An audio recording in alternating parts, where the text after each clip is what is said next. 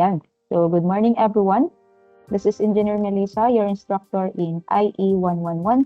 And today, I will be discussing the last topic for Chapter 2, which is the perpetuity, capitalized cost, amortization, and uniform arithmetic gradient. So, yung Chapter 2 natin, napakadaming topics. Okay? So, tapos naman na tayo sa topic 1 hanggang topic 4. Tapos na rin tayo sa mga exams. So, ibig sabihin, after this topic 5, we're done with chapter 2. So, hindi na ako magbibigay dito ng long exam, but I will be giving an activity to be posted in your MVLE. And then after that, okay, pwede na ako magbigay ng midterm exam. Okay, so the midterm exam, ang coverage nun is from chapter 1 to chapter 2. Ibig sabihin, hanggang dito yung magiging topic natin for the midterm exam. So the schedule, nakapost na sa MVLE natin. So please be guided on the important dates and announcement na nailagay dun sa MVLE. Okay? So let's proceed to the first topic for topic 5, which is the perpetuity. So a perpetuity is a security that pays for an infinite amount of time. Okay, so infinite amount. So in perpetuity, we can somehow connect it with the word perpetual. Perpetual. Forever. Ibig sabihin, yung pagbabayad natin or let's say yung pagre-receive natin is forever or continuous. So in finance, perpetuity is a constant stream of identical cash flows with no end. So identical cash flows, ibig sabihin we have here an annuity also. An annuity. Kaso nga lang, wala tayong definite year because it has no end. So the formula to calculate the present value of a perpetuity or security with perpetual cash flows is as follows. Okay. So meron tayo ditong formula. If you are still familiar, of course, dapat familiar kayo dito kasi katatapos lang natin dito. This is the formula for the ordinary annuity, di ba? Ordinary annuity. So we have here yung principal cost is equal to annuity, okay? And then if we compare it with sa formula natin ng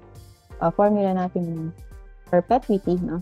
Dun sa ordinary annuity, so we have here negative n, on which it signifies dun sa period. Okay? Period.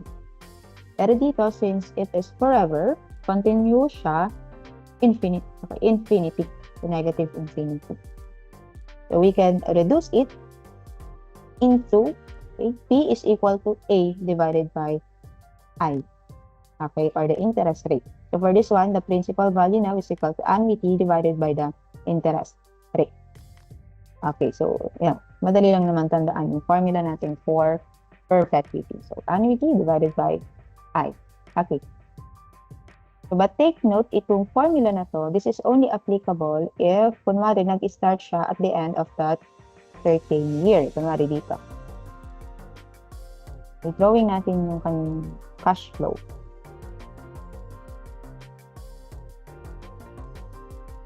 So for this one, di ba, dun sa ating ordinary annuity, yung cash flow niya is ganito. Cash flow for the ordinary annuity, ayan. So this is our P. So it will start at the end of the first period. So 0, 1, 2, 3, and so on. Okay. So this is the annuity, di ba? A. So ibig sabihin, yung ating and dito will be 3. Tama? Negative 3. So, pag nasa perpetuity naman tayo, so this is P. Of course, hindi natin alam yung period kasi nga forever siya. So, dito, up to infinity. Okay, up to infinity. So, for this one, gagamitin natin yung formula that is equal to P is equal to annuity divided by interest. Pag nag-start dun sa first or end of the first period. So, 0, 1, 2, 3, and so on. Okay, pag nag-start siya dito, so ito yung gagamitin mo. So, paano pag hindi siya nag-start at the end of the first period? Kunwari, dito siya mag-i-start. So, this is P. First, 1, 2, 3. Kunwari, dito siya mag-i-start at the fourth period. Okay, so of course, infinite na yan. Infinite. So, ang gagamitin nating formula for the principal is equal to A divided by I, gamitan lang natin ng 1 plus I raised to negative M. Kasi nag-defer siya, di ba? nag-defer siya. So, ano yung M na gagamitin mo dito? With, yun, 3. Okay. So, 3, negative 3. Kung ilan yung na-defer. Okay. Kung ilang period yung na-defer. So, it starts at the fourth period. Fourth hanggang infinite. So, dagdagan mo lang nitong value na to for our deferred. Okay. So, let's proceed to our example. Okay. So, balikan muna natin yung mga formula natin from the past topics kasi lahat ng formula na nagamit natin doon sa topic 1 hanggang topic 4 is magagamit natin dito sa topic 5. Okay. So, na-present naman na lahat to sa inyo. Kailangan nyo lang i-review. Okay. I-review lang natin. Sige. So, for our example number 1, what present sum would be needed for annual end of year payments of 15,000 each forever is money is worth 8%. Okay? So for this one, we have here annual end of year payments of 15,000. So ibig sabihin that will be the annuity, di ba? So P 15,000. Okay. And then, masasabi natin that this is in perpetuity because of the word forever. Okay, so nasa perpetuity tayo. So the interest is equal to 8%. 8% annually needed for annual end year payment. So ibig sabihin annual. Therefore, sige, para hindi tayo malito, gamitin pa rin natin yung R. Para yung I natin will be R divided by M. So our R is 0.08 divided by M is in annual, di ba? Annual. So 1. So we have still 0.08 or 8%. Okay. So ang pinapahanap dito is the present sum. So we have P. So direct substitution. So P is equal to A divided by 5. So we have here 15,000 pesos divided by 0.08. So we have here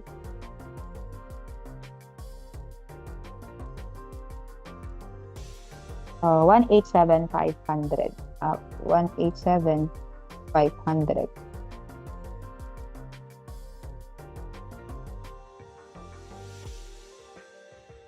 So this will be our final answer, 187,500. Okay. Next example, we have here number 2. So what amount of money invested today at 15% interest can provide the following scholarship? So 30,000 at the end of each year for 6 years, 40,000 for the next 6 years, and 50,000 thereafter. Okay, so these are now the combination of different annuities. Now, kasi we have here different annuity period, tapos different annuity cost. So, combination ng mga na-topic natin from the previous discussion. Okay, so mas maganda dito if we draw the cash flow diagram. Okay, so what amount of money invested today? So ibig sabihin hinahanap natin yung principal. Okay, principal. So magkano daw yung principal if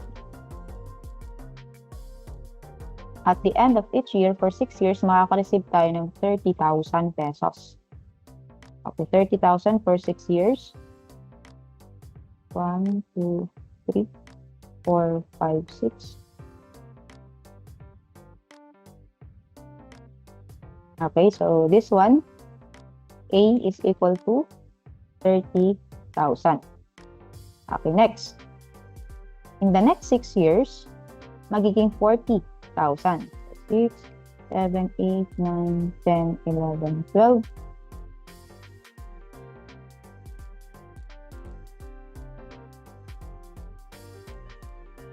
So, sanayin yung sarili niyo na mag-drawing ng cash flow diagram kung nahihirapan kayong i-interpret yung problem. Kasi mas napapadali nito yung computation natin.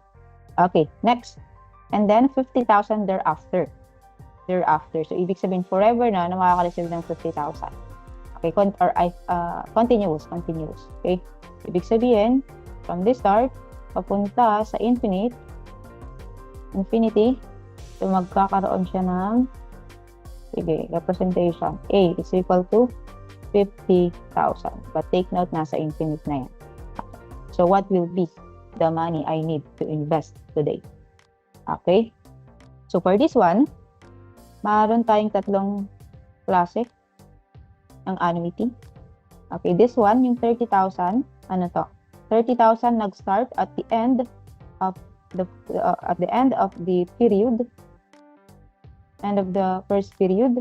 Ibig sabihin, this will be ordinary annuity. Okay, ordinary annuity. Next, itong 40,000, anong annuity to?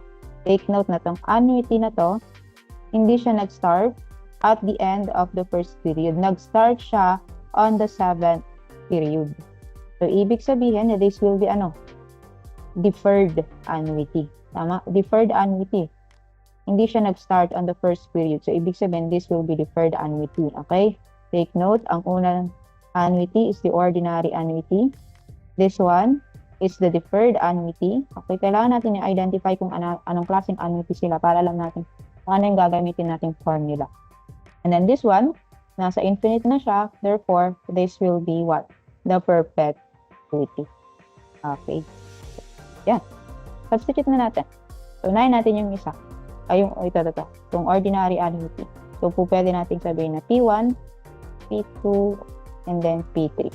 Para yung magiging principal natin is equal to P1 plus P2 plus P3. Okay? Sige, unahin natin yung P1. So dun sa P1 dito, start natin dyan.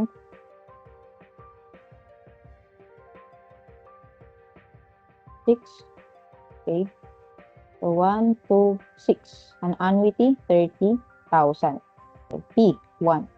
So this will be equal to, formula natin, we have P is equal to A, annuity, 1 plus I raised to N minus 1 divided by I, 1 plus I raised to N.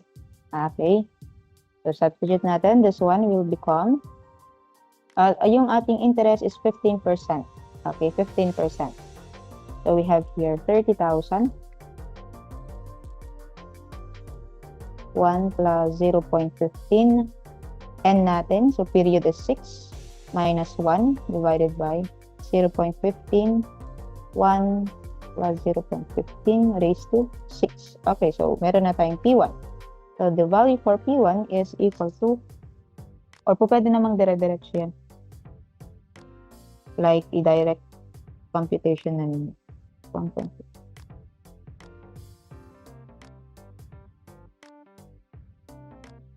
It is equal to 113.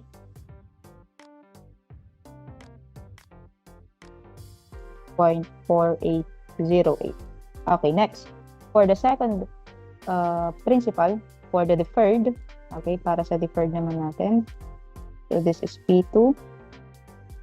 It will start at the 7th year. So, i-cut na natin. So, magiging 6, 7. Okay, so, dito mag-start.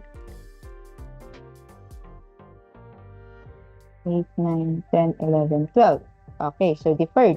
So, ito yung magiging deferred. No, deferred.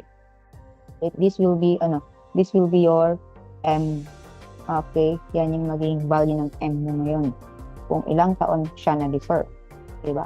So, this one is 40,000. So, our formula is equal to, for the deferred, actually, parehas sila nito nung formula. Dadagdagan lang natin ng 1 plus I raised to negative 5.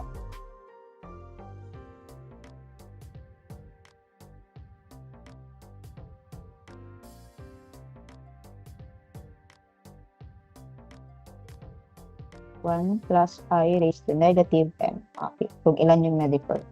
For this one, we have 40,000. 1 plus 0.15. N is still 6, so 6 years siya dito for the annuity. Minus 1.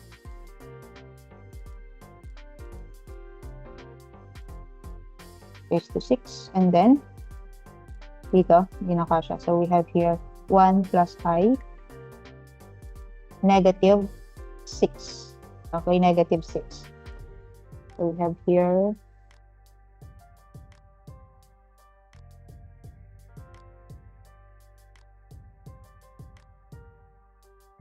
65445.452. Okay, so that is for P2.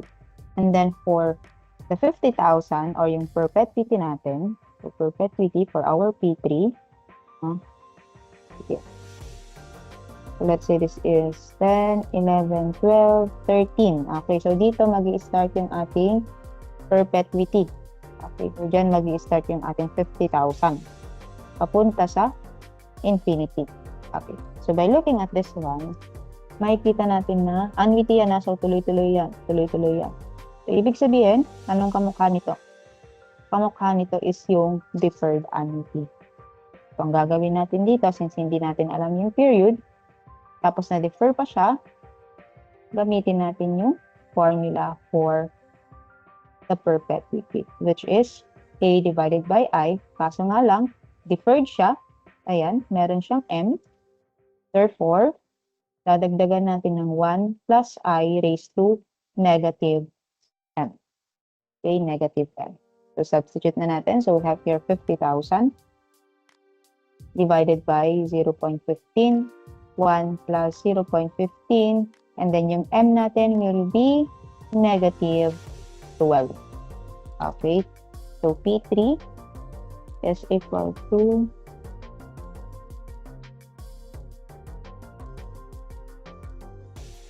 302.383. Okay. So, meron na tayong individual principal. Therefore, ang magiging or ang i-invest natin today in order for us to receive this amount of money will be equal to P1 plus P2 plus P3. So, that will be equal to, so i-add lang natin,